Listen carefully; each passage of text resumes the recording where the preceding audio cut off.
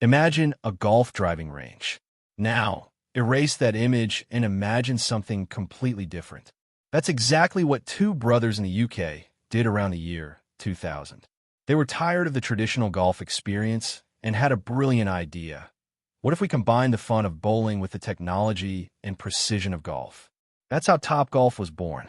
Instead of just hitting balls on a field, Topgolf created a game. The balls were equipped with microchips that tracked every shot, scoring players based on distance and accuracy. The concept was simple but revolutionary. The idea took off, but not in the UK. It was in the United States. Topgolf became more than a hobby for golfers. It was an entertainment phenomenon. It attracted a completely new audience. People who didn't even like golf but loved the idea of social and competitive activity to do with friends and family. This innovation fueled a meteoric rise. By 2019, the company was growing at an impressive 30% per year, with annual revenues of $1.1 billion. Topgolf wasn't just a golf company. It was a money-making machine, and its ascent seemed unstoppable. Topgolf was at its peak, but the ambition of its leaders was even greater. That's when golf equipment giant Callaway came into the picture. In 2020, Callaway, famous for producing high-quality clubs, apparel, and accessories, saw the perfect opportunity to connect with a new generation of consumers through Topgolf. Callaway proposed a bold merger, with the vision of creating a golf powerhouse that would unite Topgolf's casual entertainment experience with Callaway's prestige and top-tier equipment. The strategy seemed brilliant and foolproof. The millions of non-golfers who enjoyed themselves at Topgolf's lounges would become Callaway's new target audience. The logic was that by getting familiar with the sport in a relaxed environment, these customers would eventually become interested in real golf and turn into future buyers of Callaway products. It was a high-stakes gamble, an all-or-nothing move to dominate the golf market from end to end. Callaway was so committed to this idea that they went even further. They didn't just buy Topgolf. They renamed the entire company to Topgolf Callaway Brands Corporation. To finance this massive bet, the new company invested hundreds of millions of dollars and took on heavy loans. The plan was aggressive: to open 10 new Topgolf venues every year, replicating the brand's success at an unprecedented speed. The goal was to turn the Topgolf hype into a global money machine, with the certainty that demand would continue to grow indefinitely. For investors, the merger seemed like the perfect plan. But what looked like a strategic marriage made in golf heaven was about to become a financial and management nightmare. What happened next was a series of catastrophic errors that shook the company. Before we continue, to make sure you don't miss other impactful business analyses like this, subscribe to the channel and hit the bell icon. The new Topgolf Callaway Brands Corporation was in a growth frenzy. But this aggressive expansion came at a monumental cost. Each Topgolf location is a gigantic operation. To build a single venue, it requires more than 10 acres of land in prime areas, along with a complex infrastructure that includes buildings, machinery, electronics, and kitchens. The investment to build one of these entertainment centers ranged from $15 million to $40 million. With this insatiable appetite for growth, the company relied on heavy loans.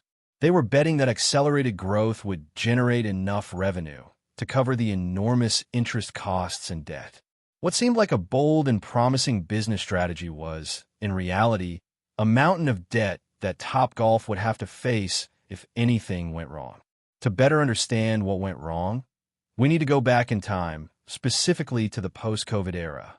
During the pandemic, Topgolf benefited in an unexpected way. As an outdoor activity that allowed for social distancing in open spaces, the company became a refuge for people looking to get out of the house. This was a huge competitive advantage. Demand exploded, and management believed that consumer habits had changed forever. They thought the public would continue to seek this type of social, outdoor entertainment even after restrictions ended. What the company didn't count on was that this new normal was not permanent. With vaccinations and the full reopening of society, people returned to their old habits. The normalization, as Topgolf's management called it, arrived brutally and quickly. What was a major tailwind for the company suddenly turned into a headwind.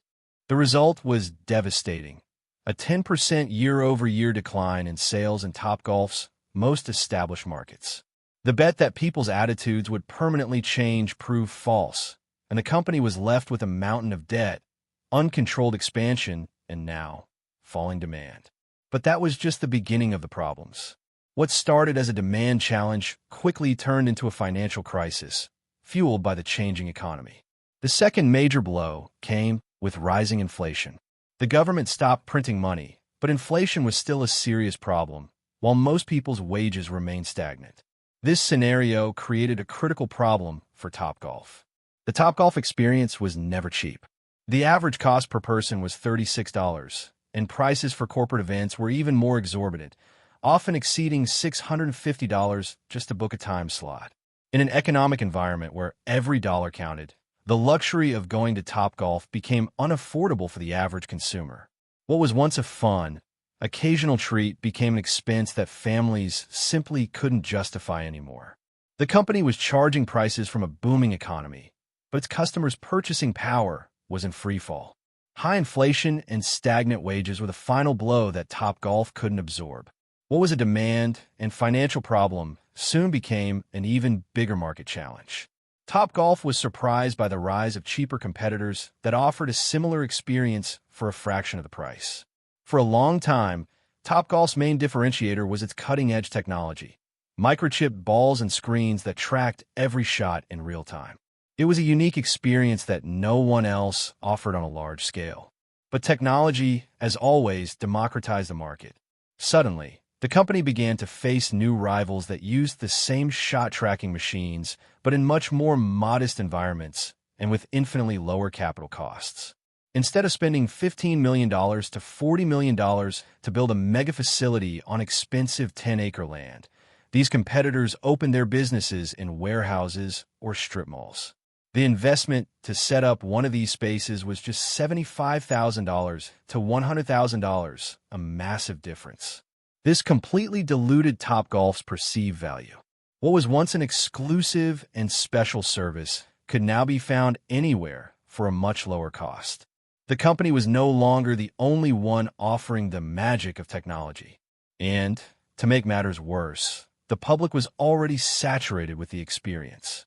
For many people, going to Topgolf was a novelty, a passing fad, not a lasting hobby. The novelty wore off, and the public began to look for cheaper, more accessible, and less flashy alternatives. Topgolf was trapped in its own megalomania, with incredibly expensive structures and a business model that the competition could replicate more efficiently and economically. The company was living a nightmare, while small entrepreneurs, inspired by its success, stole the show and, most importantly, their customers. The joining of Callaway and Topgolf, which seemed like a perfect marriage, fell apart in a nightmare. Investors, who were once euphoric, saw their stock value plummet by nearly 40%. The pressure became unsustainable. The market's euphoria gave way to distrust, and Topgolf Callaway Brands Corporation found itself in a deep credibility crisis. Management, realizing that the merger was a fatal error, made a drastic decision to try to save what was left. They announced that they would split up again. The plan was to reverse the merger, allowing Topgolf and Callaway to operate as separate entities once more. The hope is that, by separating, Topgolf can restructure away from the pressure and debt that the merger imposed. The lesson here is clear and powerful. The merger was a strategic mistake. The bet that a casual entertainment business could be sustained by selling expensive equipment didn't work. Topgolf, now with a new public identity and without the mountain of debt, has a chance to rise again. The story of Topgolf shows us that even a resounding success can be destroyed by uncontrolled expansion, a failure to understand consumer behavior, and a risky bet that isn't sustained by reality. It's a reminder that in the world of business, today's success does not guarantee tomorrow's success. The story of Topgolf is a lesson on the dangers of success. And you, what do you think was the most fatal mistake? Leave your opinion in the comments below. If you found this analysis valuable for the business world, share this video with a friend or coworker who needs to hear this story. And don't forget to subscribe to the channel to get more videos like this. See you next time.